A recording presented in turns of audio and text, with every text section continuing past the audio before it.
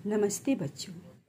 कल हमने काकी कहानी के पहले भाग में लेखक सियाराम शरण गुप्त के विषय में एक छोटी सी जानकारी प्राप्त की थी। साथ ही साथ कहानी का संक्षिप्त या कह सकते हैं कहानी को हमने संक्षिप्त रूप में जाना था।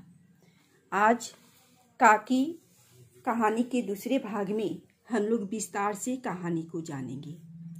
जैसा कि कल हम लोगों ने देखा कि यह कहानी बाल मनोविज्ञान पर आधारित है, यानी एक 5-6 साल का बच्चा अपनी माँ से दूर नहीं रह सकता। यह स्वाभाविक है। बड़े हो जाने पर भी हमारी यही मनोदशा रहती है और यह तो छोटे बच्चे की बात है। तो श्यामू एक 5-6 साल का बालक होता है। जब वह सवेरे सोकर उठता है तो देखता है कि घर में कोहराम मचा हुआ है। कहानी यहीं से प्रारंभ होती है, यानी घर में सभी लोग, कोहराम का अर्थ होता है घर में सभी लोग रो धो रहे हैं और उसकी माँ एक नीचे भूमि पर कंबल ओढ़ाए लेटाई गई है। घर के सभी लोग उसके चारों तरफ घेर कर बैठे हैं और विलाप कर रहे हैं, यानी रो रहे हैं। उसकी माँ मर चुकी थी, लेकिन वह इस बात से अनजान था। छोटा बच्चा था, नहीं समझ सकता था। इसलिए जब उसकी माँ की अर्थी उठने लगी तो वह उपद्रव मचाया, अर्थात रोने धोने लगा और लोगों से कहने लगा कि मेरी माँ जो है वह सो रही है, उसे मत ले जाओ, उसे तुम उठाकर कहाँ ले जा रहे हो।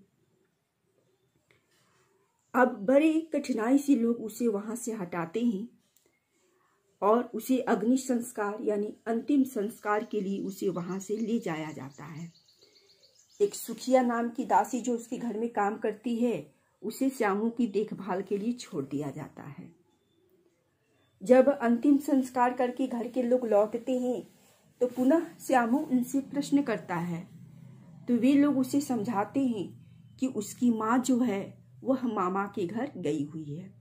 अक्सर जब छोटे बच्चे माँ को नहीं पाते हैं या उनकी माँ के साथ कुछ इसी तरह की दुर्घटना होती है तो लोग उसे समझाते हैं कि उसकी माँ मामा के घर गई हुई है, क्योंकि वह समझ नहीं सकता है कि मृत्यु जन्म क्या है। इसलिए बात को टालने के लिए ऐसा कहा जाता है। श्यामू के साथ भी ऐसा ही हुआ, लेकिन यह बात जो है ज्यादा दिनों तक छिपी नहीं रही। आखिर माँ मामा के यहाँ कितने दिनों तक रहेगी? 1 दिन, 2 दिन, 4 दिन, महीने, इससे ज्यादा तो नहीं रह सकती। और बार बार उसका वही प्रश्न होता था। तब अंत में लोगों ने उसे कहा कि उसकी माँ राम के घर गई है, अर्थात ईश्वर के पास गई है।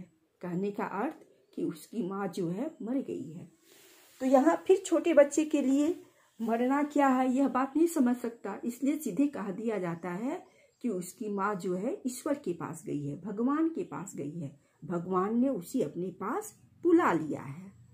तो श्यामू को भी यही बात समझाई गई। माँ के वियोग में वह कई दिनों तक लगातार रोते रहा।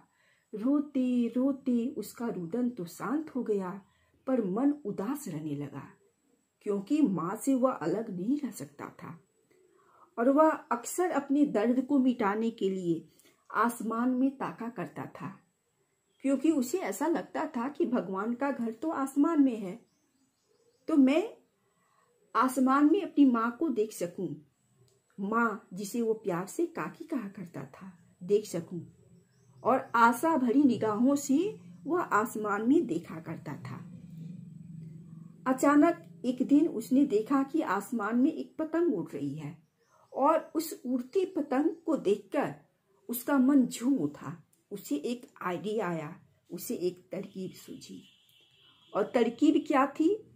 तो तरकीब यह थी कि अगर पतंग आसमान में जा रही है तो क्या मेरी माँ इस पतंग के सहारे नीचे नहीं उतर सकती? और यह तरकीब आते ही वह दौड़े दौड़े अपने पिता विश्वेश्वर के पास जाता है, जिन्हें वो प्यार से काका कहा करता था, और कहता है कि काका मेरे लिए एक पतंग मंगा दो, अभी मंगा दो।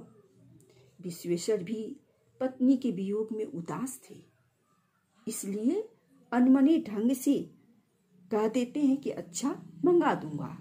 और वहां से चले जाते हैं। लेकिन बालहट तो बालहट ही होता है। हम लोग भी क्या होता है, जिद ठान लेते हैं कि मुझे चाहिए तो चाहिए। ठीक श्यामू की मनोदशा भी वैसी ही थी। वह पतंग के लिए उत्कंठित था, अधीर हो उठा, और जब उसे लगा कि उसकी इच्छा की पूर्ति उसकी नहीं हो पाएगी तो तुरंत वह पिताजी के कमरे में जाता है और खूंटी पर उनकी जो कोट टंगी होती है उसकी जेब टटोलता है। इसके लिए वह एक स्टूल का सहारा लेता है, क्योंकि वह छोटा था, खूंटी तक पहुंच नहीं सकता था। इसलिए स्टूल के सहारे वह जाता है और जेब से एक चवन्नी निकाल लेता है और चवन्नी लेकर वहां से भाग जाता है। अब अपनी योजना में वह अपनी जो दासी, सुखिया दासी है, उसका एक लड़का होता है भोला, जो उसी का हम उम्र होता है, उसे शामिल करता है और लाकर उसे चवन्नी देता है और कहता है, भोला तुम अपनी दीदी से एक पतंग और एक डोर मंगवा लेना, और ध्यान रहे यह बात किसी को पता ना चले। अक्सर ऐसा होता है कि बच्चे अगर कुछ गुप्त योजना बनाते हैं तो उनकी यह इच्छा होती है कि बड़ों को भनक भी न लगे। श्यामू ने ऐसा ही किया। खैर पतंग आई और अंधेरे में दोनों जो थे वो डोर बांधने लगे। हालांकि भोला अभी अनभिज्ञ था कि श्यामू इस पतंग से क्या करेगा, सो रहस्य जानने की इच्छा प्रकट की और बोला, कहो इस पतंग का क्या करोगे? तब उसने कहा कि किसी से कहोगे तो नहीं। और जब वो आश्वस्त हो गया तब कहता है कि मैं यह पतंग आसमान में भेजूंगा और मेरी माँ जो है इसकी डोर के सहारे नीचे आ जाएगी। भोला थोड़ा समझदार था, बोला यह बात तो ठीक है, पर इसकी डोर पतली है और अगर इसे पकड़कर काकी नीचे उतरेगी तो डोर टूट जाएगी, टूटने का भय होगा। अगर मोटी रस्सी होगी तो यह काम बन जाएगा। श्यामू भोला की बात सुनकर गंभीर हो उठा और सोचा, हाँ यह बात तो इसने ठीक कही, पर कठिनाई यह थी कि अब पैसा आए कहाँ से। श्यामू ने सोचा कि घर के जो लोग बिना दया माया के उसकी काकी को जला आए, भला उसे पैसे क्यों देंगे। अब उसे चिंता होने लगी और इस चिंता के मारे बड़ी रात तक उसे नींद नहीं आई। फिर दूसरे दिन उसे वही तरकीब आई पैसा चुराने की, और वह पुनः पिताजी के जेब से 1 रुपया निकाल लेता है और ले जाकर भोला को बोलता है कि देखो किसी को मालूम ना होने पाए और 2 रस्सियाँ मंगवा लेना। मैं जवाहिर भैया से इस पर काकी लिखवा दूंगा और यह पतंग उनके पास जरूर पहुंच जाएगी। छोटा बच्चा अपनी अवस्था के अनुरूप माँ को पाने के लिए वह यह योजना बनाता है। वास्तव में बालमन ऐसी योजनाएं बनाता रहता है। उनकी औकात ही क्या है, समझ ही क्या है। अपनी समझ के अनुसार वो हर प्रयास करते हैं और श्यामू ने भी ऐसा ही किया। डोर आई, दोनों मित्र यानी श्यामू और भोला एक अंधेर कोठरी में घुस गए और पतंग की डोर बांधने लगे। उसमें रस्सियां बांधी जाने लगी। अचानक पिताजी का प्रवेश होता है। पिताजी क्रोधित हैं, उग्र रूप धारण किए हुए हैं। जैसे ही पिताजी पहुंचते हैं दोनों डर जाते हैं। पिताजी कड़ी आवाज में बोलते हैं, क्या तुमने हमारे कोट से रुपया निकाला है? भोला जो था एक डांट में ही उसकी सिट्टी पिट्टी गुम हो जाती है, भय से कांपने लगता है और बोला कि हाँ, श्यामू भैया ने रस्सी और पतंग मंगाने के लिए आपके जेब से 1 रुपया निकाला है। अब विश्वेश्वर का गुस्सा जो होता है वो बढ़ जाता है और 2 तमाचे जो है वह भोला को दिया जाता है, श्यामू को भी दिया जाता है। और श्यामू से कहते हैं कि अच्छा, अब तुमने चोरी भी सीख ली है। अब जो था, ऐसा कहकर वे करते क्या हैं, तो पतंग को फाड़ डालते हैं। फिर रस्सियों की ओर देखते हैं और बोलते हैं कि ये किसने मंगवाई। भोला तो बेचारा डरा हुआ था। उसने बोला कि ये श्यामू भैया ने ही मंगवाई। कहते थे पतंग तानकर काकी को राम के यहाँ से नीचे उतारूंगा।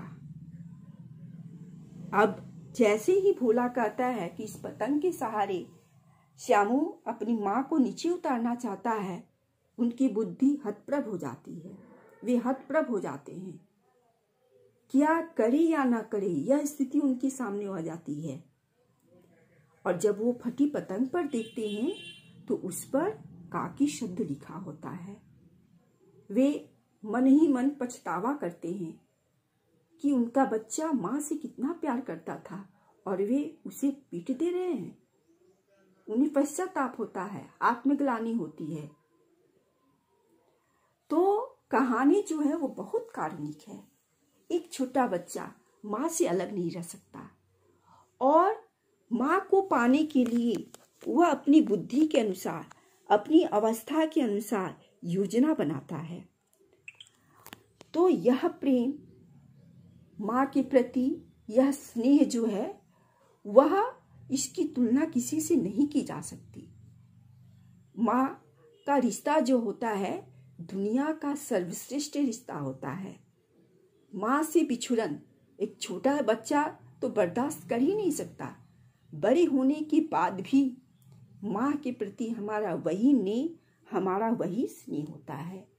यह कहानी जो है इसी भाव को प्रदर्शित करती है। कहानी दिल को छूने वाली है और मुझे लगता है कि सारे बच्चों को यह कहानी जो है वो जरूर पसंद आएगी। धन्यवाद।